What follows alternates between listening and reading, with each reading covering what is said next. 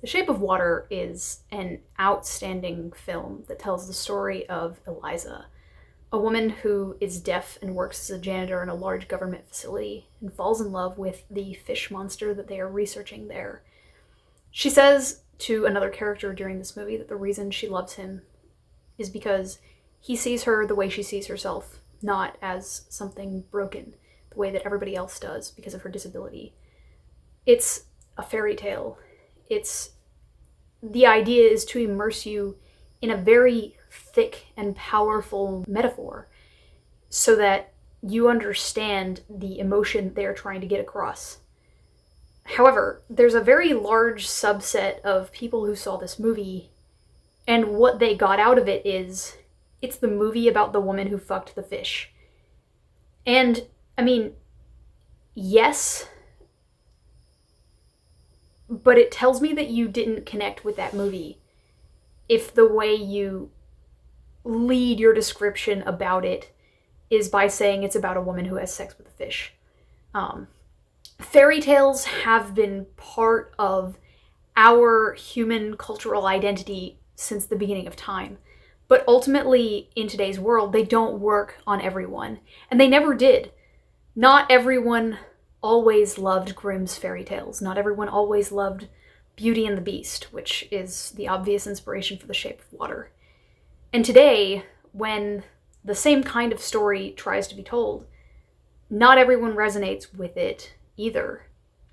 I want to tell you the story of a man who loses everything that he holds dear about himself. His home, his family, every connection he's ever had, and his life's purpose. I could tell you that the story takes place in France, Paris, in 1901. And ultimately, the man finds purpose again through the love of a woman who reminds him of the things that he values about life. And he finds a way to redefine himself. And this could have been considered to be incredible literature if it was completely realistic and dry. But Disney's Loki tells this story with a science fiction and fantasy filter, and all of a sudden the fun police are trying to explain to me the way that certain timelines can create incest and all this stuff, when all it tells me is that you profoundly just weren't impacted by this story. And that's okay. You do not have to try to explain to me why clone fucking is immoral. If you would not have sex with your clone, fine. That's okay. If you didn't like this show, no media is for everyone. I think what a lot of the people who didn't like this discovered is that, 20% of the United States population enjoys, or at least tolerates, Marvel movies, and the rest of them just skip it. And most of the Marvel movies try to appeal to the same audience over and over and tell the same kind of story. And anytime you try to tell a different story, you risk changing that audience. And some stories have tried to do that on purpose. WandaVision is not the same as the rest of the Marvel movies, and Loki isn't either. And over the course of this video, I'm going to tell you about why I think Disney and Marvel was trying to appeal to a different audience when they wrote this movie. And that I don't think that not making it like every other Marvel piece of media is necessarily a bad thing. The most important thing about whether an audience is going to like something is expectations. Some of my favorite critics, in fact, Doof Media, the Doofcast, the podcast that actually inspired me to start this channel, a podcast that I've been a patron for multiple years. I went and listened to their episode on Loki in the hopes of finally hearing some narrative analysis that was positive on the show. And I felt like they were watching something completely different. They hated it. None of the opinions that they had even remotely intersected with what I came away from the show believing. And that's okay. And I think that the writers of this show knew that going in, and I think that Disney, who greenlit it, knew that as well. And that's what I want to get to in this video. I want to talk about why this story worked on certain people and didn't work on others. I want to talk about some of the characters. I want to talk about some of the themes and questions that were brought up here that I don't think are being explored by a lot of other YouTubers or podcasters. So I want to start with talking about expectations. Right now, if you hear the name M. Night Shyamalan, you probably clench your butthole a little bit because his name is virtually synonymous with failure at this point. He had an absolutely stunning career up until his movies started to spiral out of his control. And there is a specific event that this is largely attributed to. The 2004 M. Night Shyamalan film, The Village, is one of my favorite movies. It's a wonderful piece of storytelling that I can guarantee you, if you sit down and watch it right now, I would give it a 90% chance of being a positive viewing experience. However, audiences that went to go see the film in 2004 had their expectations violated. This was largely due to the film's marketing. The trailer for the movie advertised it as a horror flick, and for that reason, people went on dates to see this or saw it in groups of friends, expecting it to be a horror movie. On top of that, the major plot twist of the film was revealed in some of the trailers, and fans online were able to figure out the plot of most of the film before they even were able to go see it. When they got to the theater, however, they realized a few things. One, the movie just plain isn't scary. There's a few elements of psychological creepery, but overall, I think the first time I watched this movie, I was 7 years old, and I wasn't a particularly tough 7-year-old, and I wasn't afraid. It's just not a scary film. Second of all, the emotional core of the film is a love story, which is like the diametric opposite of a horror film. For one, advertising something as being part of one genre and settling on a different one or delivering a different one is always a bad idea. The only way you should ever violate audience expectations as far as what they should be anticipating when they go into a film is if they expect the movie to be not very good and then you defeat their expectations by making it better than they thought it would be. All other expectations should be in line with what they think. If there is going to be a major question in the film, you should make that known. Nobody wants to take their date to a horror film only to find out that that's not what they brought them there for, especially because they spent money on it. But of all the genres that you should never surprise an audience with, romance is top of the list. Absolutely never should you surprise an audience with a story being primarily centered around romance. For a variety of reasons. One, romance tends to not resonate with a large number of audiences, typically male, but not always. Second of all, even within love stories, each person who does enjoy love stories is only going to enjoy a very small fraction of the ones that they are actually able to experience. Whether or not you enjoy a love story is intensely personal to your own ideas of love and romance, something that is as varied as the number of people on this earth. And so if you have a love story in a piece of media, you have a very high chance of simply not interesting the vast majority of your audience. There are a couple of ways to get around this, but for the most part, it is the truth. Most of the male reviewers that I have seen for Disney's Loki came down fairly negatively on the show, largely because the emotional core is dealing with the love story. Vast amounts of the screen time, I would say even the majority of the screen time from episodes 3 through 6, so 2/3 of the series, deals with the relationship between Loki and Sylvie, whether it's talking about their romantic attachment or them talking about each other to other characters or talking to each other. If you're not into that, the series is completely intolerable. But I can tell you exactly what went down in the marketing department when they were deciding what to do about the trailer for this series. They said, Loki is going to be given a female love interest, and her name is Sylvie, and she is one of the most fleshed out female characters that Marvel has had. Sorry, Marvel, it's the truth. And so we want her existence to be a surprise. And so they completely removed Sylvie from all of the trailers. A lot of footage in the trailers shows Loki being framed very oddly because they removed Sylvie from the shot. And the other shots have to do with Loki talking to Mobius or otherwise interacting with Mobius in the sections of the show that actually do deal with the police work.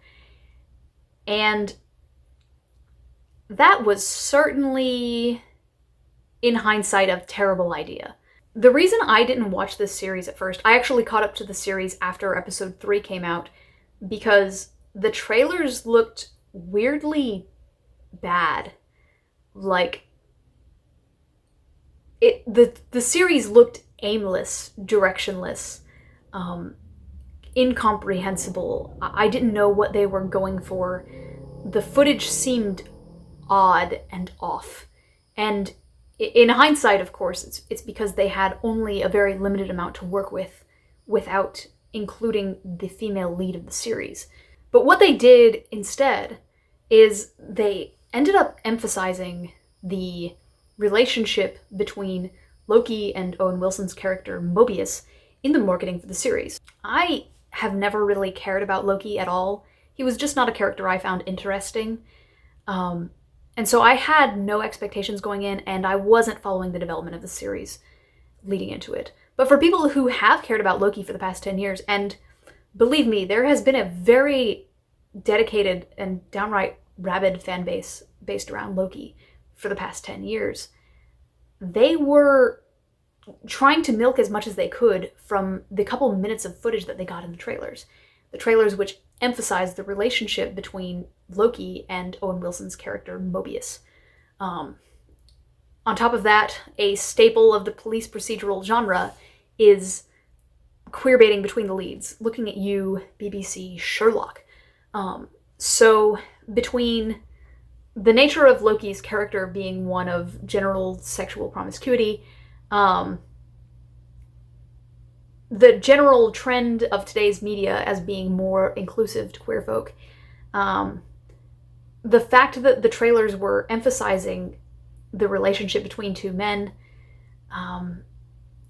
people generally came to the conclusion that the series was going to be about a gay relationship between Loki and Mobius, despite the fact that this had no comic book basis. Now, I will say the relationship between Loki and Sylvie has no comic book basis either, so I can't say that exactly. As far as the gullibility of young people into being convinced that certain ships are going to happen on screen, I would highly recommend Sarah Zed's video on the John Locke conspiracy, which I'm going to link below. It's a couple hours long, but it's some of the most interesting couple hours I've ever actually sat all the way through. So, I definitely recommend it. So effectively, going into the show, there were 3 types of audience members. Type 1 is those who were excited for the police procedural and had a strong idea of who Loki is and what Loki should be going into this. This also includes the group that was really excited about the supposed gay romance we were going to get. Those people, by and large, were completely disappointed. They wanted Loki to use more magic. They wanted Loki to be more conniving.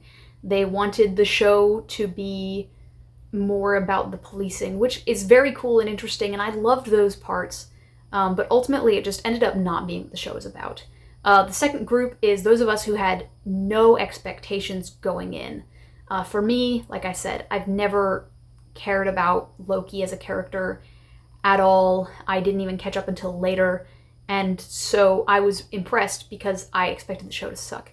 Now, that being said, the fact that I was impressed was genuine. I didn't only like it because I thought it was going to be bad, and it wasn't. But I did genuinely really, really like the show. Then a bunch of people like me caught up later and started yelling about it on the internet. Oh my gosh, this is the greatest thing ever. And then you get people who come in because they've heard that Loki is the greatest thing ever, which is what Group 2 was saying. And then the show didn't live up to their expectations, and those people hated it. In that group, I'm going to put the people who don't like fairy tales, like I said.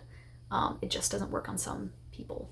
And speaking of fairy tales, I'd like to talk about another fairy tale that I'm almost 100% certain is not only an inspiration for the love story in Loki, but also is probably the reason Disney greenlit this series at all. That love story, of course, being Reylo. Reylo, if you don't know, is the ship name for Rey and Kylo Ren in the newest Star Wars trilogy. The couple gained a lot of popularity online because of the dramatic and poetic potential that was displayed during the first two films. However, the incredibly poor writing and planning and complete lack of coherent characterization, especially on the part of Rey, ultimately killed the vast majority of the potential of that entire relationship. However, there are still people who are incredibly enraptured and passionate about the relationship even years after the series has ended. This is because they're part of an archetype that has been popular in fiction since the beginning of time, but right now isn't really being explored. And that is that of the soulmate, the fantastical romance. So I want to talk about what I think makes Reylo popular, that Silky drew some amount of inspiration from. One, there's the contrast dynamic. You've got one on the light side, one on the dark side, and there's this push and pull between them. They're always circling each other and gives this yin-yang imagery. The same is not true for Sylvie and Loki in the same way, but one of them is a bad person becoming better over the course of the series, and the other one is someone who considers herself a hero, who spirals further and further into anger and revenge as the series goes on. One dresses in black, the other is white. One has black hair, one has blonde hair. One carries a gold sword and the other a black sword.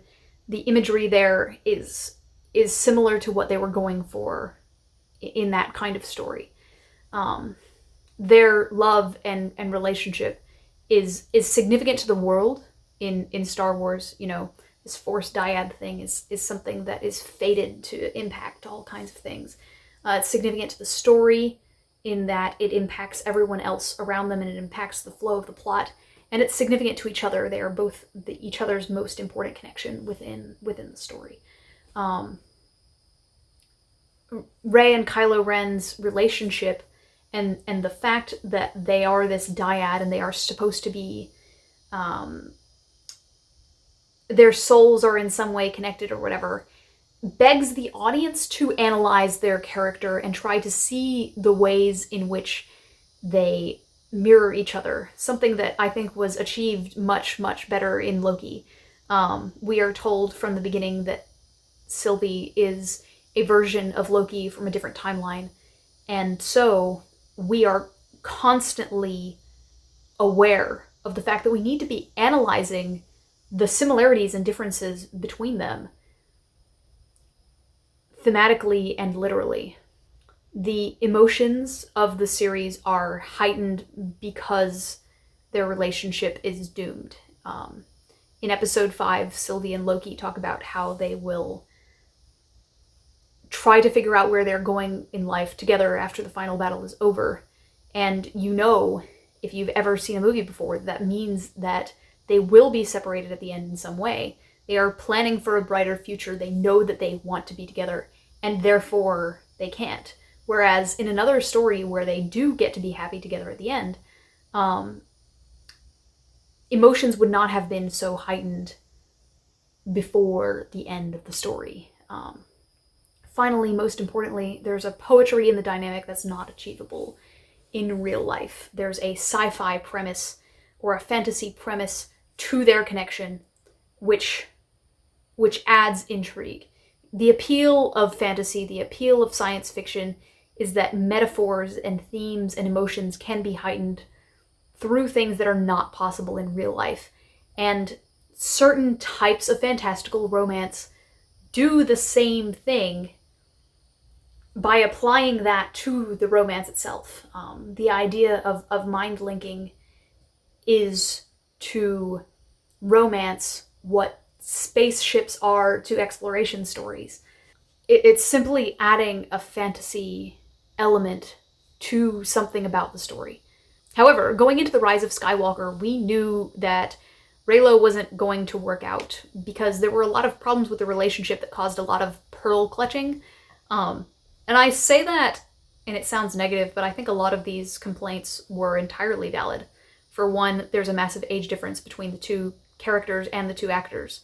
For two, you can definitely call out an abusive undertone to their relationship. They're always fighting each other. In fact, Kylo spends the entire last film saying, we should rule the galaxy together, but if you don't want to, I'm going to kill you. I don't think that media needs to be completely free of problems. At the same time, it's difficult to say that that's a healthy basis for a relationship. Kylo Ren is a much more fleshed out character. Rey is someone that the audience, especially little girls, can easily imprint on, and Kylo Ren is much less so. Rey and Ben don't have very much time that they spend together before their relationship is supposed to be very, very significant to them. And ultimately, all of this adds up to this very think of the children amount or giant wall of complaints that came out towards the pairing. After The Last Jedi, when it became clear that there was a romantic undertone that was supposed to be felt between the two characters, a huge number of people were like, I don't want my daughter, who idolizes Rey, to think that Kylo Ren is an appropriate man that she should be pursuing later in life. And like I said, I don't think that we need to pander to these people all the time. However, Disney tried to use Loki and Sylvie as a way to address each of these concerns. There is no age difference between Loki and Sylvie. Their actors' ages are 37 and 40. Visually, you can't really tell which one of them is older than the other. You can believe their characters are roughly the same age. There's no abusive undertones in their relationship. They fight at the beginning when they first meet, before they have actually met face to face. They treat each other largely as equals throughout the series. Neither of them is trying to dominate the other.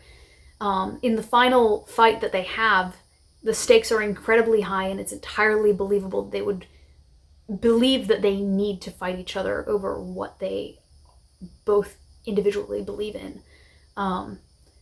They spend quite a bit of time together, to the point where some audience members thought that it was too much time.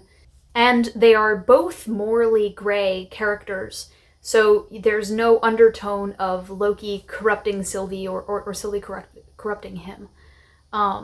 They're equals. Their relationship is much, much healthier. At the end of the story, you understand that even though they are separated, they will probably spend the next season struggling to reunite, and it will be a good thing for both of their characters. Even if you didn't enjoy the relationship between them, it is depicted as something that is positive for both of them. And most people came away from the series thinking that it would be a good thing for Loki to be in a romantic relationship with Sylvie in the future. I'm not counting the people who wanted him to get with Mobius. I'm sorry. However, even though fans and critics praised the casting of Sophia DiMartino as Sylvie, an older actress who doesn't quite fit the exact same kind of character we've seen over and over again as the love interest in Marvel movies, there's a reason that 37-year-olds aren't typically cast in this role. And that sounds really, really bad, but I want to say I am incredibly happy that they cast for one, that they made Sylvie an actual character with her own arc that doesn't, while it does revolve around Loki, it revolves around him in a way that is way, way healthier, gives her way more agency than most of the other female characters we've seen in Marvel combined. And the fact that she's not 21 years old is fantastic. However, there's a reason they normally cast 21-year-olds to play this kind of character. And that is because you want teenage girls to be able to project onto the female lead that's dating the hot guy. Like, I don't know if you've ever seen Twilight, but Twilight is famously a story about a girl with very little personality that anybody can project themselves onto. They can fantasize about being with Edward Elric, about being with Edward Cullen or Jacob Black, because Bella is so easy to relate to. She doesn't have very many personality traits.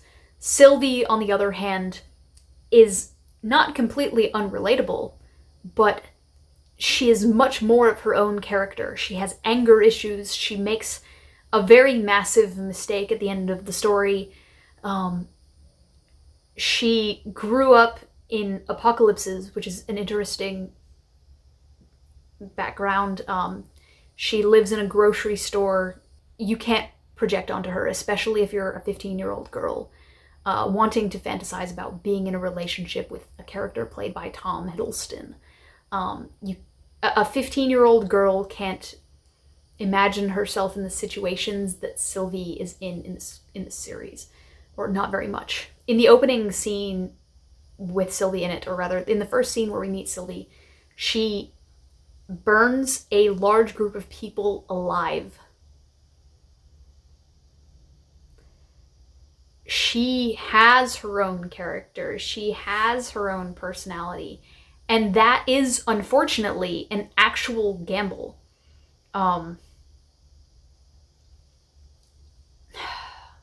Which sucks. And so we have to talk about shipping. There are two major reasons that I've heard of for the phenomenon where younger women fixate on male-male relationships.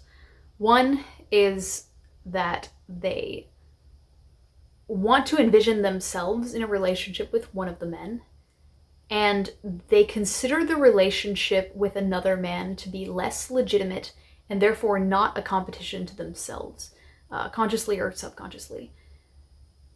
That, or they are uncracked trans men, people who will be trans men later, and are interested in exploring their own sexuality.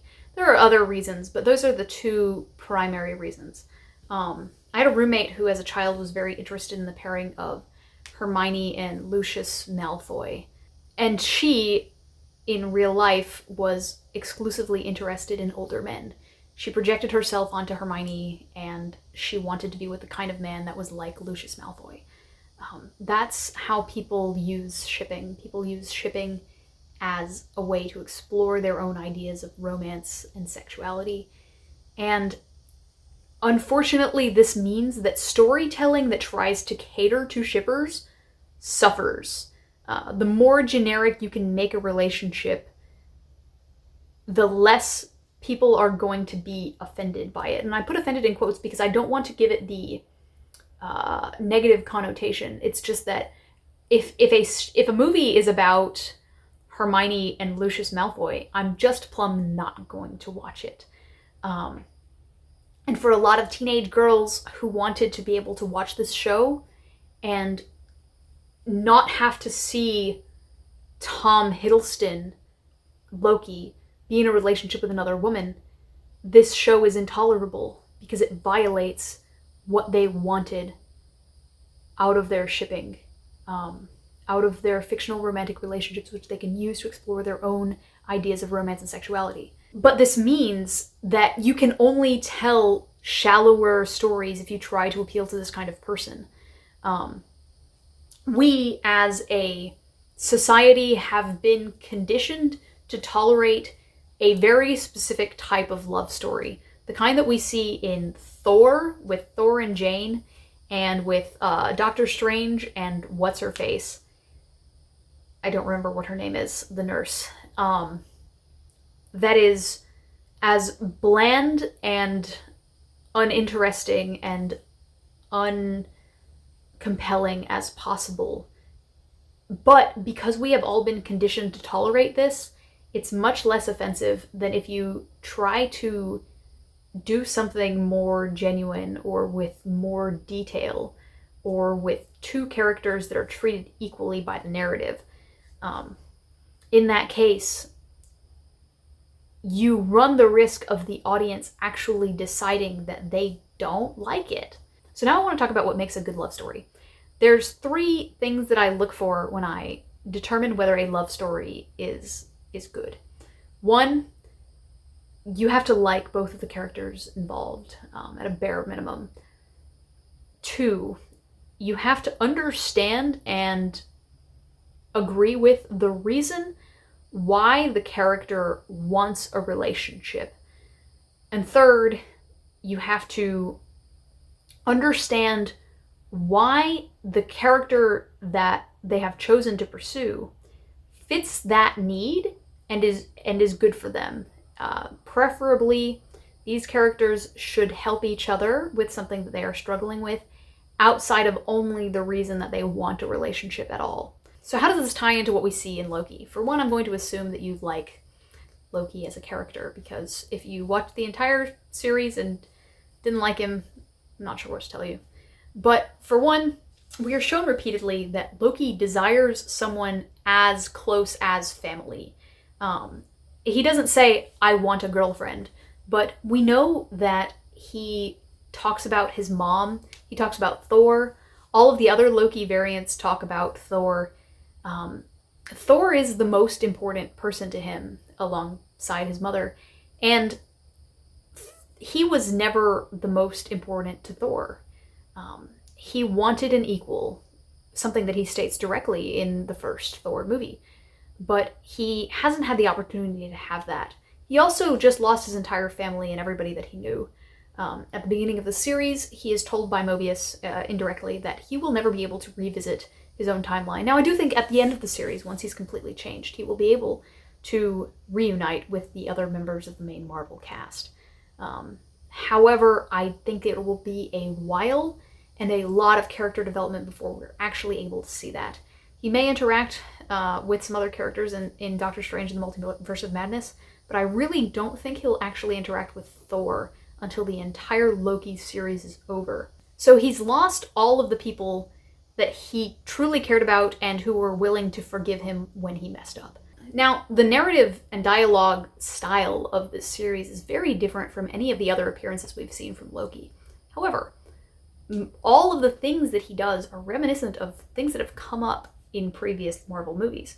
For example, in the 2 years between Thor the Dark World and Thor Ragnarok, Loki has been ruling Asgard, something that he professes to have always wanted, or rather, he says that he didn't want the throne, he just wanted to be Thor's equal, but he also definitely is interested in power.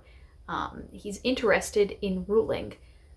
And he spends those 2 years ruling Asgard, but he does nothing with it. He sits around eating grapes. He finds a way to get the people of Asgard to worship him, but this ultimately doesn't make him happy. He's definitely content. He doesn't seem to be having a bad time when Thor comes up and finds him taking Odin's place. But as soon as he's taken away from his throne, he never mentions it again. He doesn't mourn the power that he once had. He seeks new power, but he doesn't seem incredibly beat up about the fact that he lost the throne of Asgard. It was just something that he was doing. He is way more affected by the loss of the friendship of Sylvie and Mobius at the end of this series than he was about losing all of Asgard as its king in Thor Ragnarok. However, in Thor Ragnarok, he asks Thor if he would be willing to rule Sakaar with him. So he's had 2 years to not be entirely satisfied ruling Asgard alone. And the first thing that he does, other than betray Thor repeatedly, is ask Thor if he would like to rule Sakaar together with him. Tom Hiddleston has stated repeatedly in interviews and public statements about the upcoming Loki series that the thing that has always defined Loki to him is this deep-seated loneliness. And if that is Loki's most important quality to Tom Hiddleston, the executive producer of the series and actor of the title character, then that is the thing that is going to be resolved in this character study of him. So ultimately what Loki wants isn't power, it's significance. And he also wants someone to be close to him and treat him as an equal. He wants to be part of a duo. It could have been his brother, but it's not. And so he sees new opportunity in the potential for a romantic relationship with Sylvie. At the end of the series, he does desire a throne with her. He's not desperate for it, but he does want to take the opportunity.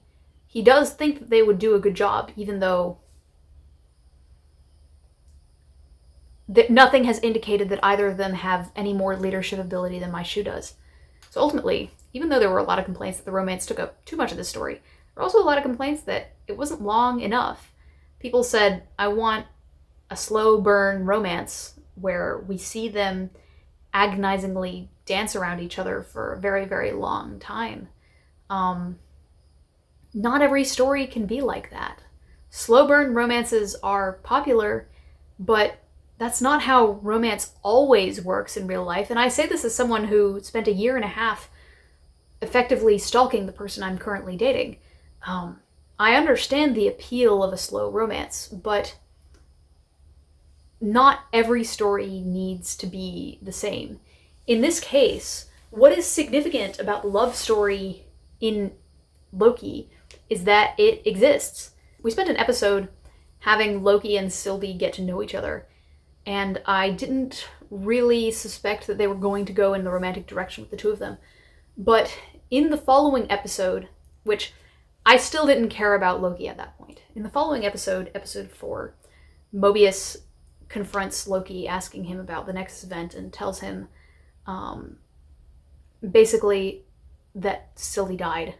And you see Loki break down, and that is when Mobius figures out that Loki has feelings for her. And that is the point when I started to care about Loki as a person, because it was the first time that I had seen him actually care about someone else. I don't particularly enjoy watching assholes, and even though Loki had improved greatly over the course of the series so far, the fact that he was able to love someone else is what is significant about this love story.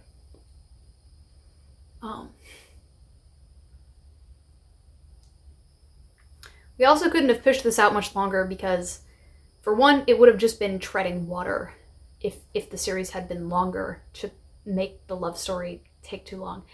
But second of all, personality-wise, Loki was attempting to confess his feelings to Sylvie literally the next time they were in the same room. So, personality-wise, it just wouldn't have worked for them to not address that immediately. However, Sylvie seems to reciprocate way less. And that is a complaint that a lot of people had. I didn't feel like it was mutual until way later. Yes, that's the point. She had an actual purpose in life, so she didn't...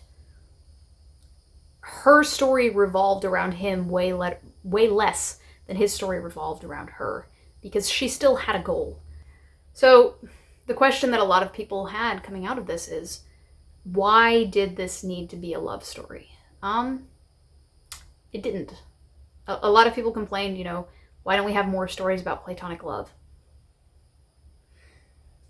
You're right. We could have had this story be about an incredibly close friendship between Loki and Sylvie that ultimately ends up looking very similar to what Loki wants. However, Um, Tom Hiddleston is an experienced romance actor. I haven't seen any of his movies, but I know that they keep casting him as a romantic male lead. Using him as a romantic lead in Marvel is utilization of a good resource. Having Chris Hemsworth try to play romance is a waste of time when you can have an experienced romance actor like Tom Hiddleston take on that kind of role. Second of all, if you're going to give Loki a love story at all, it needs to be in this series and not 10 movies from now when he's no longer in his own dedicated series. Especially because the MCU so far has had really low success with love stories overall. A couple of them have been good and enjoyable, but for the most part, they haven't been. And the other romance that people actually liked, WandaVision, came out of a TV series because the characters were able to develop with enough time as the writers needed or wanted. Also, making Sylvie a sibling character would basically just be repeating Thor, and that would mean that Loki's entire life revolves around his relationship with his siblings. That would effectively make him less important overall.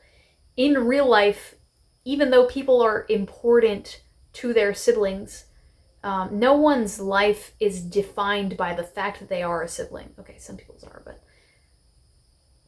making Loki defined as a brother is not something that I think is important to him and to his character. Having him form a different kind of relationship shows that he's making a new start, trying to be a different kind of person, a different kind of character, and not just starting over. I guess I should touch on the is it incest? I think the very fact that this show exists on Disney tells me that they are not going for the incest angle.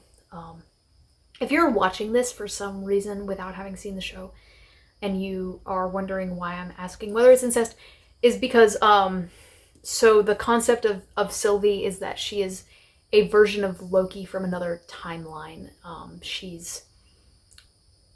She's Loki if Loki was a different person playing the same role in the universe, in a different universe. We see many, many different versions of Loki throughout this show. We see versions played by Tom Hiddleston. We see versions played by a variety of different actors. Some of them are a variety of different races. There appears to be one other female Loki, but I've seen a lot of other people say there's no other female Lokis, so not sure. There's one that's crocodile.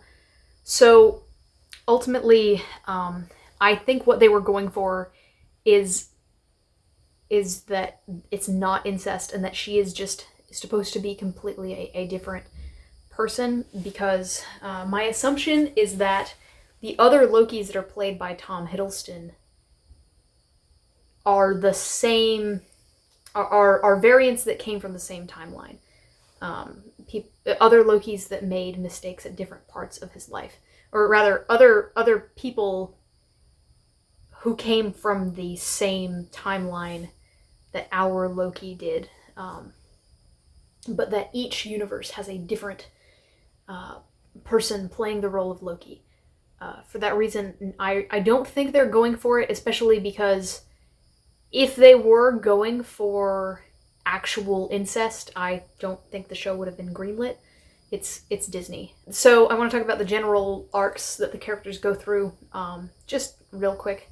For one, so Loki's whole thing over the course of the series, I think, is that he lost his purpose and his self-definition. The phrase glorious purpose is repeated many, many times throughout this series. And I think what they're getting at is that Lokis in general have a glorious purpose. They ask the question many times, what makes a Loki a Loki? One of the things that is most consistent is that they survive, but I think that the glorious purpose angle is repeated many more times. The way that he loses his purpose and self-definition is through He loses everybody that he knows, and he loses his timeline, and knows that his schemes would have ultimately not worked, and that he was ultimately unimportant and insignificant in the grand scheme of the universe. But on top of that, even once he's taken to the TVA, he is not able to use magic, which is his entire shtick. He has no ability to lie because he keeps interacting with Mobius, a detective basically who has been, honing his instincts for the past what appears to be several thousand years. Ravonna at one point says eons of friendship, so Mobius is very, very old and very, very adept at spotting bullshit. He has no ability to scheme because Mobius can't even get to the Timekeepers.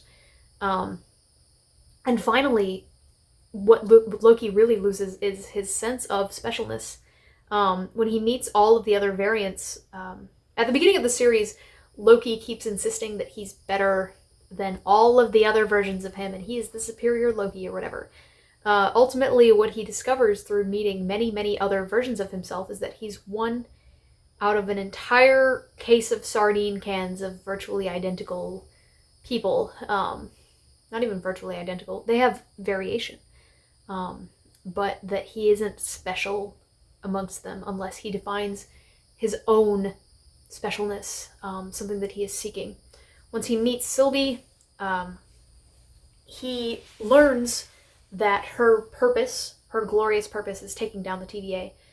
Something that he is not initially necessarily on board with, other than for the accomplishment of killing the Timekeepers and being able to stick that feather in his hat and rule the TVA.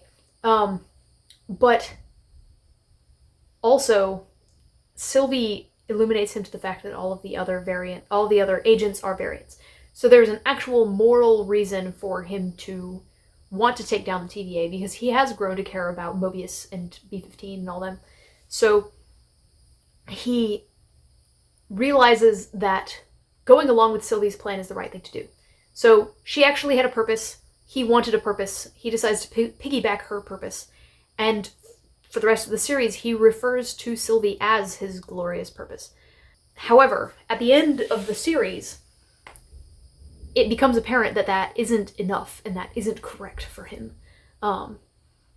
In the final episode, Loki and Sylvie are given a choice. They can either kill Kang and potentially unleash a multiversal war and a whole bunch of other variants, or they can take over the TVA and rule together benevolently. And Loki is in favor of them ruling, and Sylvie is in favor of risking the multiversal war, so that she can kill the bad man. And so what Loki discovers is that the purpose that he defined for himself, which is be Sylvie's sidekick, was not enough. He has to be his own person, even though we understand that his love for Sylvie makes him better. It isn't enough to sustain him entirely. He can't define himself only on being Sylvie's sidekick or boyfriend or whatever. He needs his own purpose in life. And that is, I'm sure, what the rest of the series is going to be about. He learned in this season that he needs to have a purpose that isn't just seek power for power's sake. But in the next season, he needs to figure out what that purpose actually should be. Sylvie is obviously a complete mirror to Loki. She doesn't seek power at all, because power, or Loki's seeking of power, was always depicted as something that is an expression of his desire for attention, especially in the series. Because she had a good relationship with her family and they told her that she was adopted and all that stuff, her relationship with love, family, and acceptance is entirely different. She doesn't seek attention. She doesn't seek power. She ultimately seeks revenge because her entire timeline, therefore everyone that she ever knew when she was a child, was killed, and her childhood was instead relegated to basically being a child on the run. However, she has built a life for herself over the course of the however many thousand years she's been running from the TVA and hunting them down. And what's very interesting about this, I ultimately actually got from an interview with Sophia DiMartino that explained her character's arc. She said, she said that Sylvie loses everything over the course of the series, but specifically, what I gained from that is, at the beginning of the series, Sylvie has many, many things. She has shelter in this cool futuristic grocery store that provides lots of food and, bathroom and supplies and stuff. She also has a huge number of reset charges that she's been able to steal from the TVA agents. She is apparently doing well enough that she's able to give candy to children as she goes on her killing sprees, which is something that she would only do if she's, not desperate. But at the beginning of the series, she loses her shelter, which is the Rox cart. She gives up all of the technology that she's been spending so long stealing.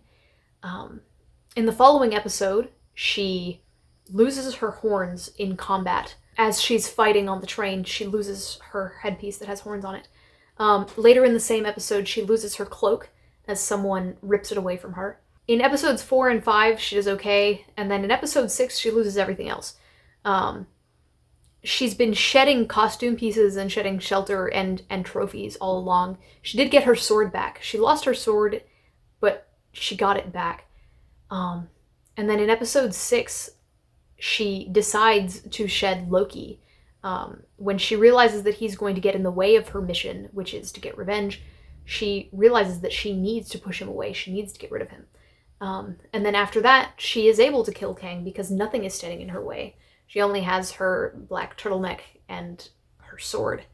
But after that, she sinks to the floor of the Citadel because without her mission, she has nothing. She has completed her objective, and so she has nothing left. And that is where Loki was at the beginning of the season.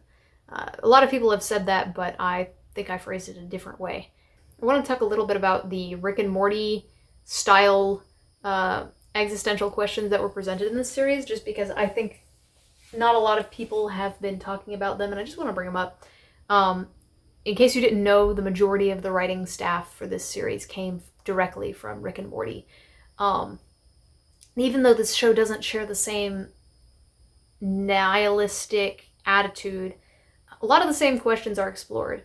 Obviously, the questions regarding multiple variants of the same person from different timelines is something that is a staple of Rick and Morty, but also there's this discussion of the nature of God. At the end of the series, obviously, Kang, who serves as the closest thing this universe has to the Christian God in Marvel, he offers Loki and Sylvie the throne, the ability to rule the TVA and therefore the universe.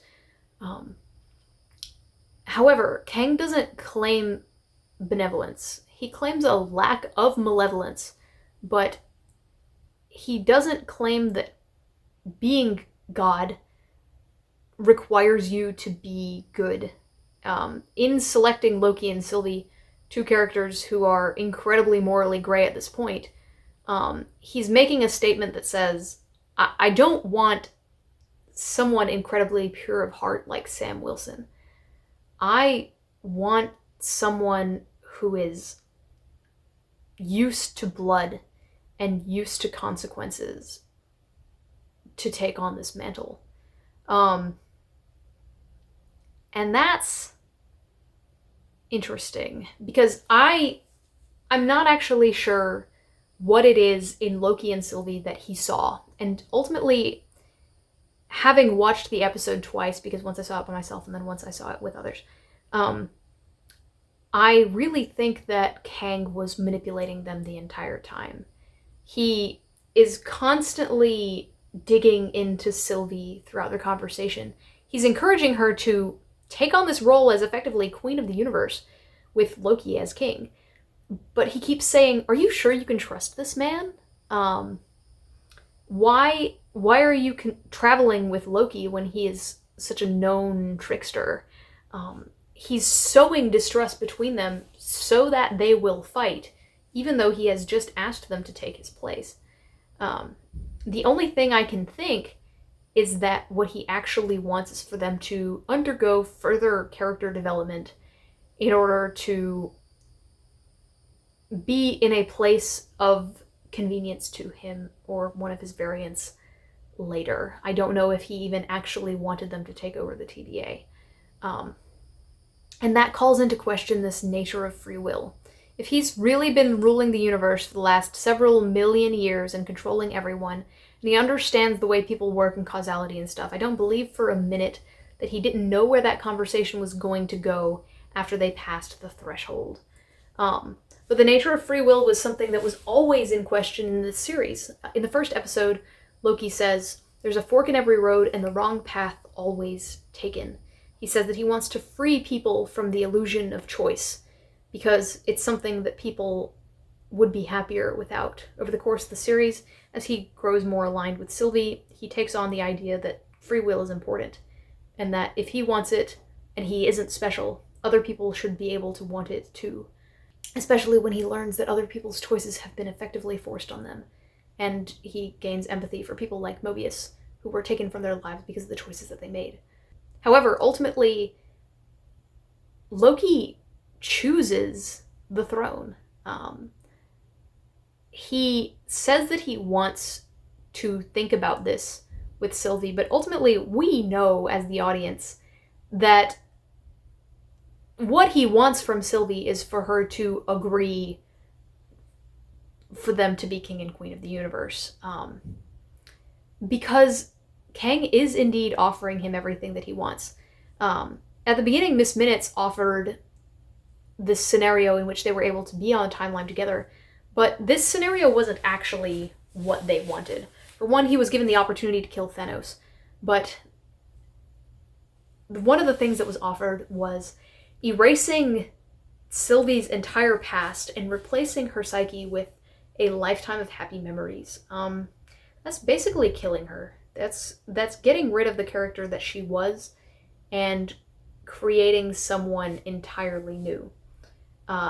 Sylvie rejects this because she doesn't want it, but Loki doesn't say anything because the idea of being able to be in a timeline with Sylvie where they are both significant and powerful is indeed appealing. So when Kang offers them the throne, he offers love, importance, and the ability to redefine himself as someone who tries to do the right thing. But importantly, he would receive no recognition, only power and love. He doesn't... If he were to rule the TVA, he wouldn't necessarily be worshipped. Nobody knew who Kang was in the Sacred Timeline. They worshipped the Timekeepers. And while Loki may have put statues of himself up in that atrium, that's not part of the deal that Loki, I think, was considering. In other words, I think this deal was designed with Loki in mind and was something that Sylvie would not want or be willing to consider. She's never expressed any interest in power, and although she expressed an interest in remaining with Loki after the series is over, that's the only component to this that she actually wanted. Indeed, before they even walked into the room, the timeline had already started to split. I assume that this is because he knew that the multiverse was coming, that Sylvie would kill him.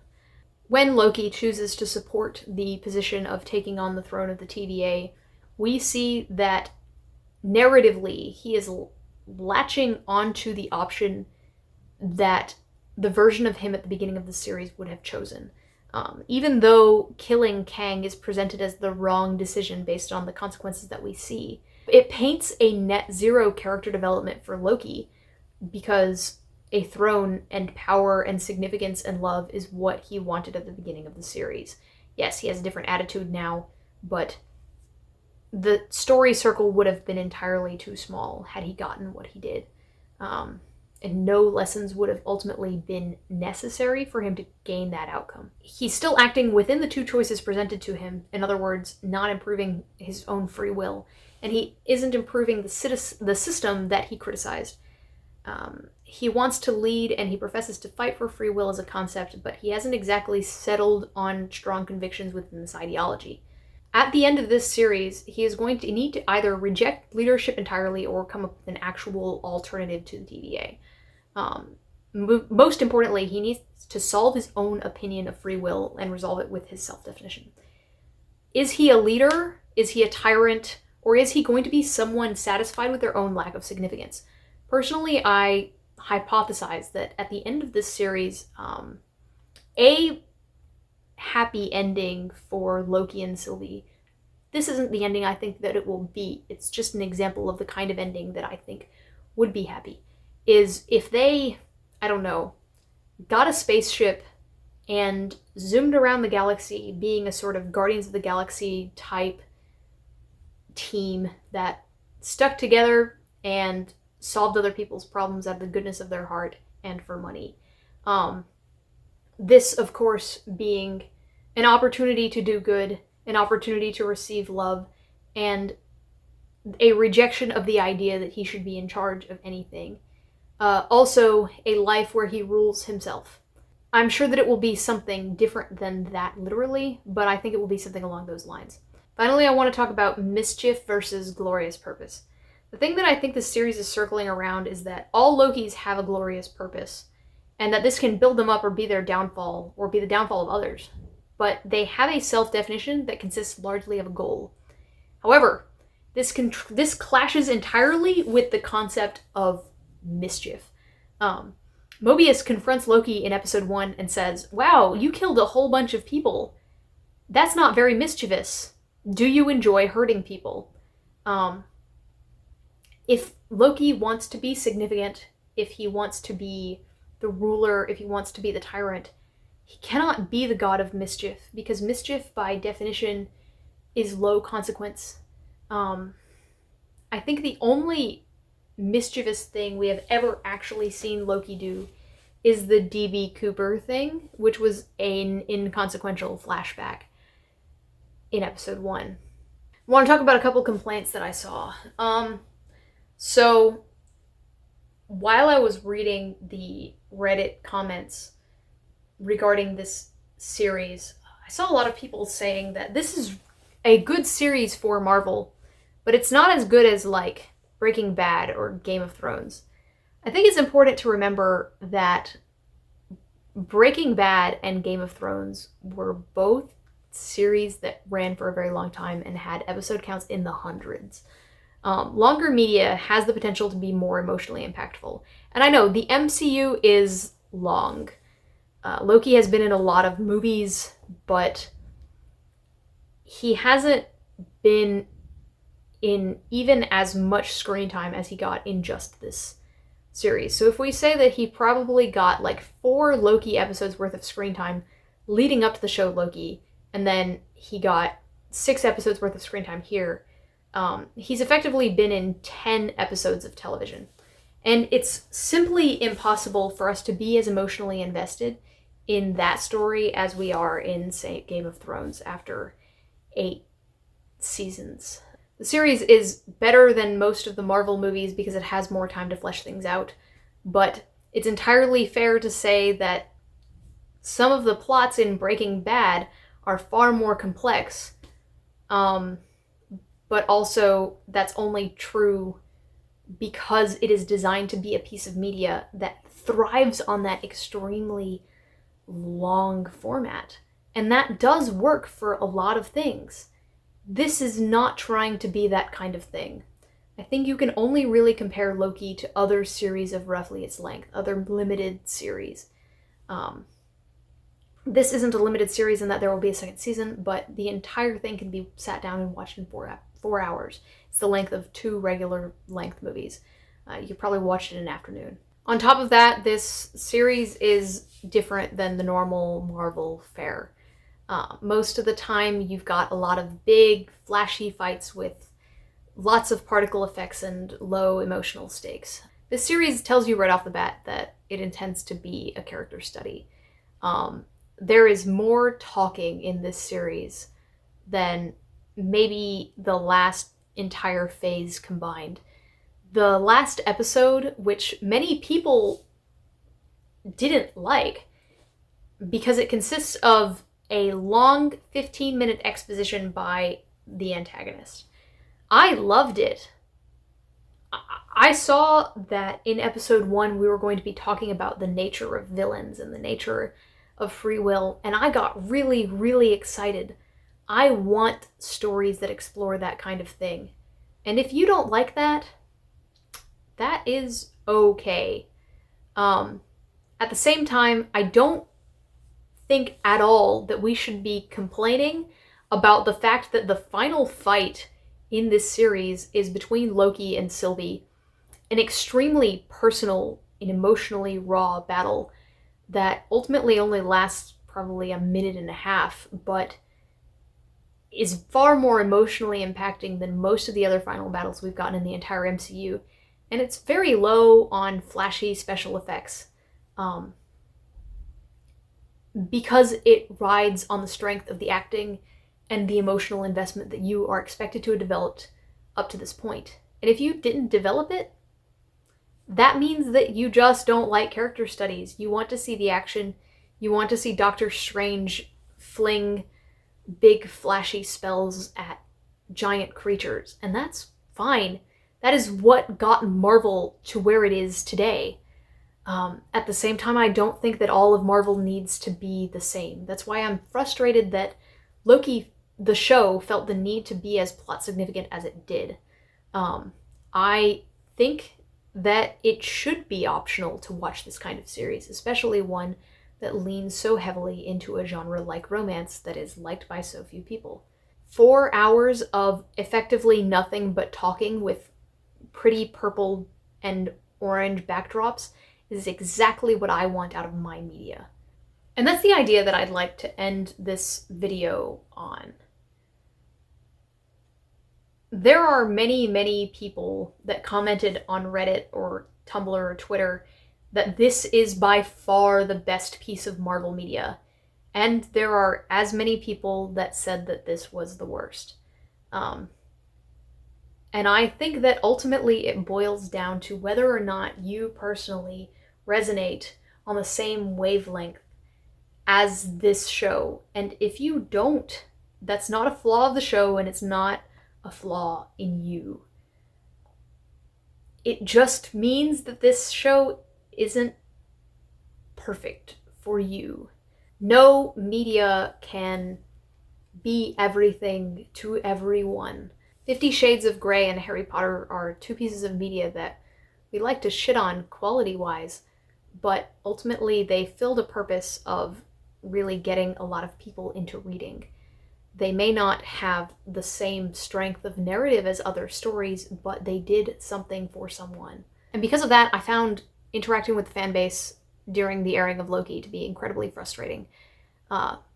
For one, the die-hard fans are utterly uninterested in the narrative, for the most part.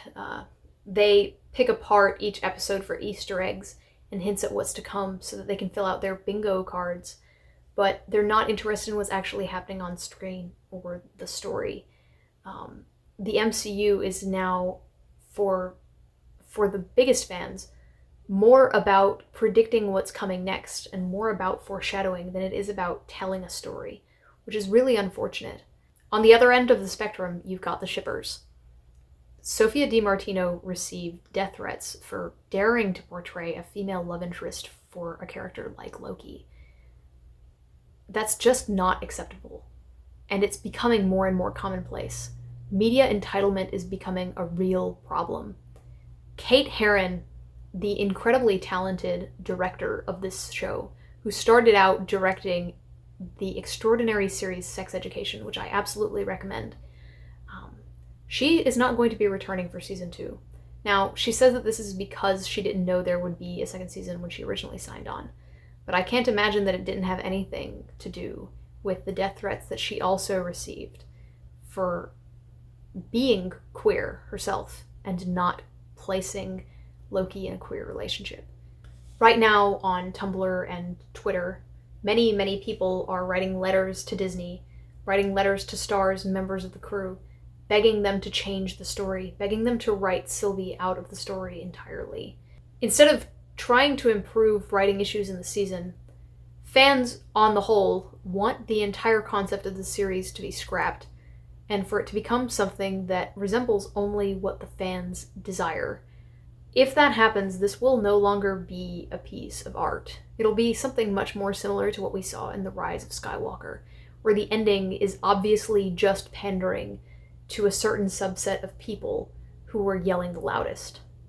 Originally, I wasn't going to make a video about Loki because I knew that everybody and their brother was going to be talking about it and that I couldn't possibly make a dent in the waterfall of ideas that were being spread. However, I noticed that there was no one talking about many, many aspects of this narrative, one of which was the relationship between Loki and Sylvie, something that is supposed to be the core of the emotion of this entire series. I saw very little other actual analysis. In today's day and age, everyone's an armchair expert. Everyone wants to pick apart the logic and be proud of themselves for finding plot holes. A lot of this I blame on CinemaSins. People liked The Shape of Water largely because it was a callback to Beauty and the Beast, a story that we're already familiar with. But I think today, if Beauty and the Beast had not existed before this, I think if you produced The Shape of Water in the vacuum, or perhaps even the movie Beauty and the Beast, I think it would be received incredibly poorly.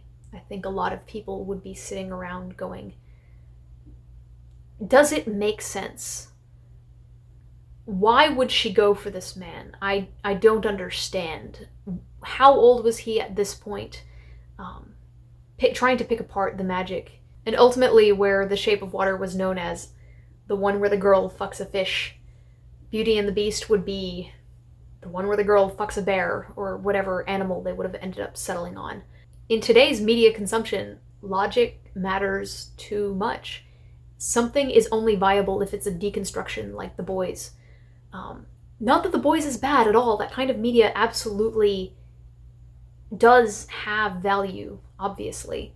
But logic is too important today because everybody wants to show off.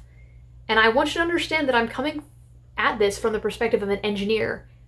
I live and breathe logic. I'm a computer programmer. I'm a computer engineer by trade.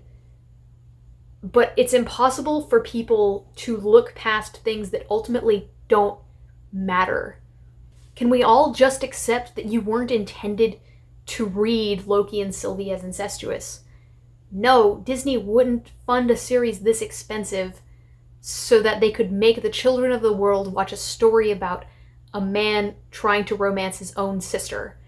That's not what they were going for. It's a fairy tale. Try to allow yourself to experience fantasy.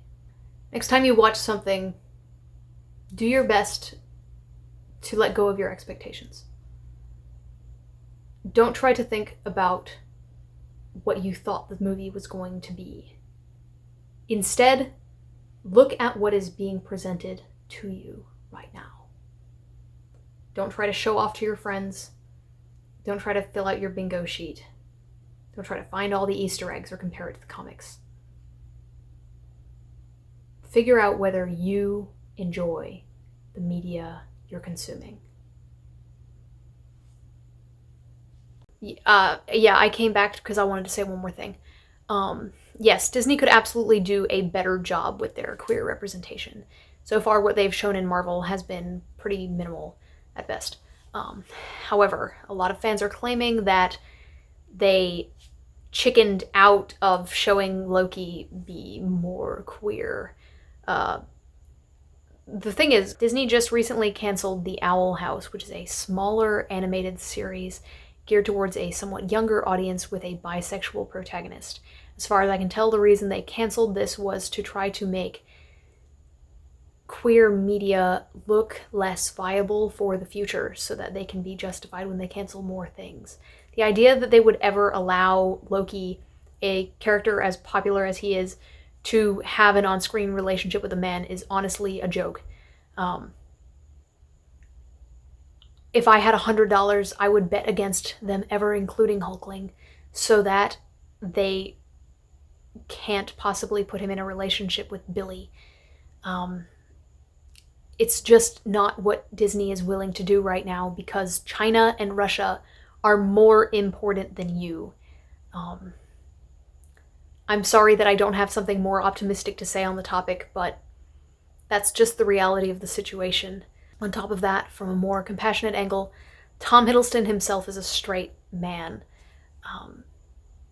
Even though he's an incredible actor and I have a lot of faith in his huge range, I don't think that he could reasonably be asked to play romance with another man as believably as he did playing romance with Sylvie. I watched an interview with Sophia DiMartino where she talked about how she interviewed for the part not knowing what it was, and soon after she was called by Tom Hiddleston over Skype, and they talked for a while about things that were unrelated to the upcoming project. I can't be 100% certain, but Tom Hiddleston was the executive producer. I'm sure that what he was trying to determine there was whether he himself, the actor for Loki, could have on-screen chemistry with this woman.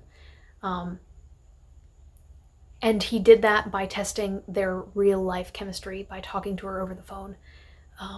I don't think it is reasonable to ask someone who has trained to play the kind of characters that Tom Hiddleston has to be in such a different situation. I'm not saying that gay actors can't believably play straight men. Obviously, Neil Patrick Harris has done a fantastic job, but he's also had a lot of practice. And I think if you're going to cast someone in as visible a role as this, they should have prior experience being in that situation.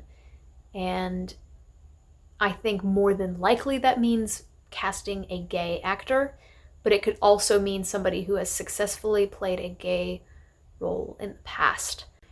That's the actual end of the video. Don't forget to absolutely not send death threats to the cast and crew of the Loki television series, no matter how much you hated it. I can't believe I just had to say that. And I know that I'm only placing my finger in the dam because I've got 180 subscribers, but please don't.